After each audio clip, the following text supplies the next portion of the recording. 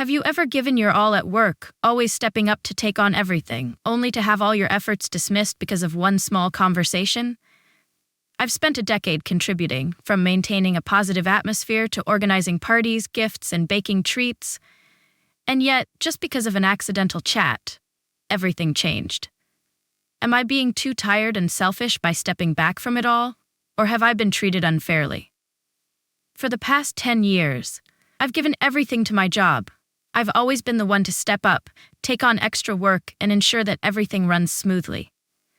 It wasn't just about meeting the basic expectations.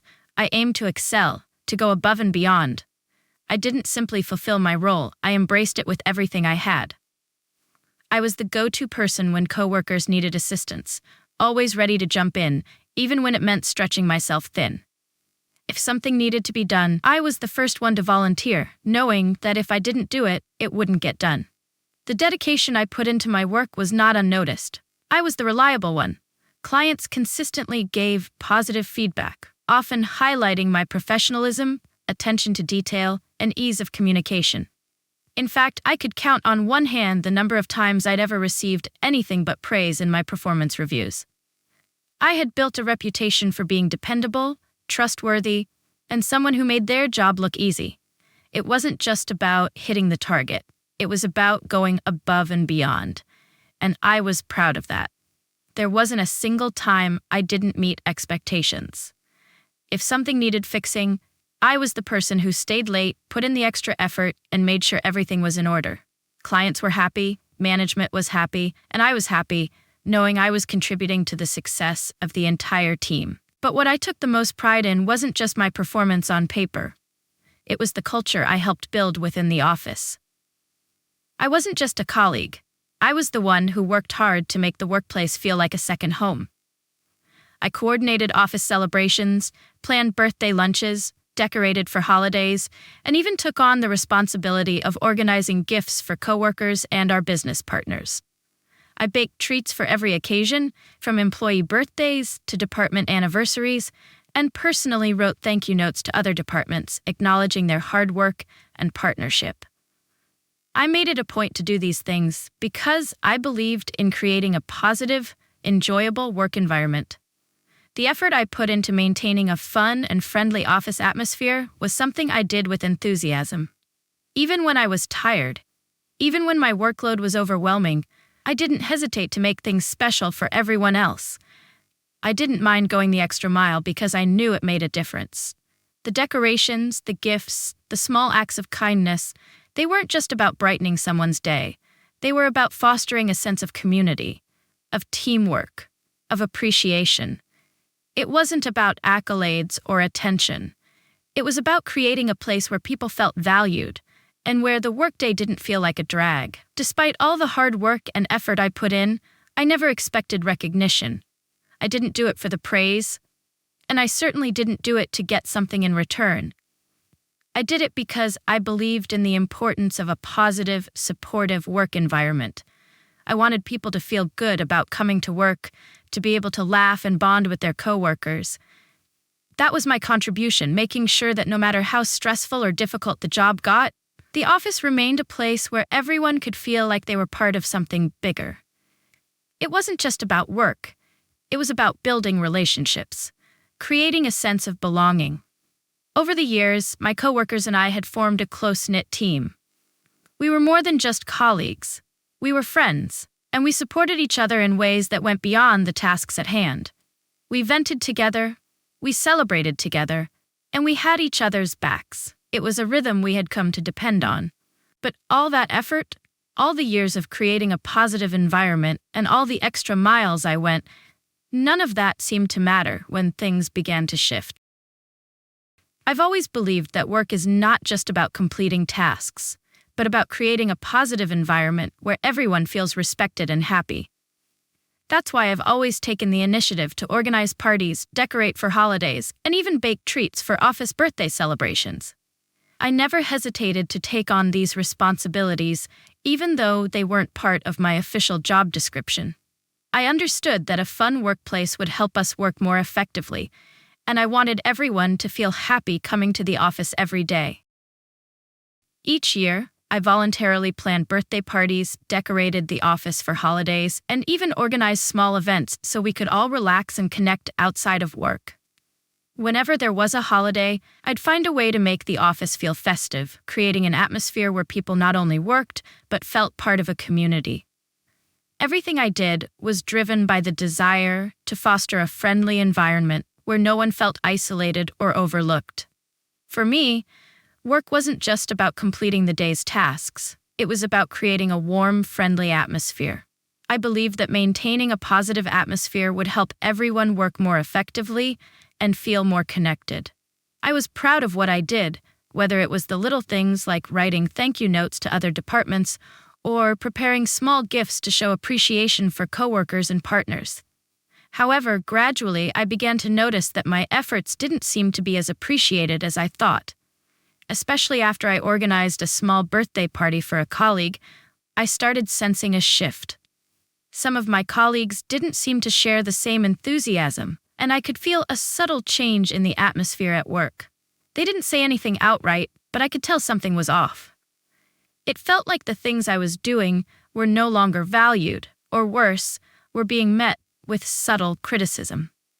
Some people even started suggesting that I was only doing these things to get recognition, or worse, that I was just showing off with my efforts. Despite this, I continued organizing events as usual. I didn't do it for the recognition. I did it because I believed it was good for the team.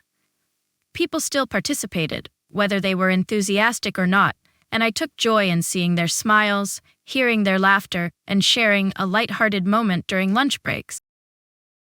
But slowly, I began to realize that the environment at work was changing, not just in the way people interacted with me, but in how I started to view my role and my relationships with colleagues. Everything began to shift when the company announced a significant policy change. While I immediately adapted to the change and didn't complain, I started to sense that even the efforts I had been putting into organizing celebrations and maintaining a positive atmosphere weren't having the same impact anymore. The feedback I had once received seemed to have faded, and I couldn't help but wonder if all the extra work I'd been doing for the past decade had been overlooked or taken for granted. A few days after the company announced the policy change, I started noticing something strange.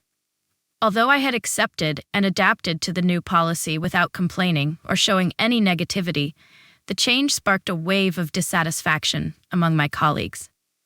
We, who had worked closely and supported each other for years, now started to feel tension in the air. Every time we gathered, the topic of the new policy kept resurfacing, and everyone had negative opinions.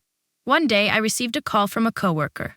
She wanted me to listen to her frustrations about the policy change, and I did. We talked, shared our difficulties, and expressed our discontent, but I also tried to offer some positive points to help her see the situation more lightly. I mentioned that although the change was challenging, we could make the best of it, and even turn it into an opportunity. The sense that we could tackle the situation and make things easier helped us alleviate some of the stress. The issue wasn't the conversation itself, but rather who overheard it. When I finished the call, I didn't think much about it. But a few days later, I was called into a meeting with my boss. It took me completely by surprise. I walked in, unsure of what was going on, and was immediately met with a barrage of questions and criticism. My boss, with a stern expression, began chastising me for not stopping my coworker from venting. He said that I should have intervened and told her that if she had an issue, she needed to speak directly with him. According to him, letting a coworker vent like that was unprofessional, and it could create a toxic work environment, something he couldn't allow. I was completely stunned. For the first time, I felt like all my efforts to maintain a comfortable and friendly atmosphere at work had been seen as a negative. Not only did my boss downgrade my performance review from exceeds expectations to meets expectations, but he also criticized my attitude. He claimed that I had shown a lack of professionalism by not stepping in during my coworker's conversation and pushing her to address the issue directly with him. Throughout the meeting, I felt like I was being labeled as someone who was irresponsible and who could potentially spread negativity in the workplace. This was completely opposite to everything I had worked hard to build over the years. The conversation left me feeling not only unfairly treated, but also as if I had lost the trust of my boss. Someone like me, who had always prioritized the company and the team, was now being criticized for a conversation that was completely harmless. The feeling of betrayal and unfair judgment made me start to question everything I had done for the company. My efforts, my contributions seemed to have lost their meaning. After that meeting with my boss, I felt like everything in my work life had been completely turned upside down. The efforts I had put in over the years to create a positive work environment, a place where everyone could openly share and support each other, seemed to have no value anymore. Everything I had done, from organizing fun events to maintaining good relationships with colleagues and partners, was now seen as unprofessional. Anger began to rise within me, but I didn't know how to handle it. I had always put the company and work relationships first, but now I felt like none of what I had done mattered if a harmless conversation could lead to such harsh criticism. I no longer felt excited to go to work. I lost the passion for the tasks I had once enjoyed doing.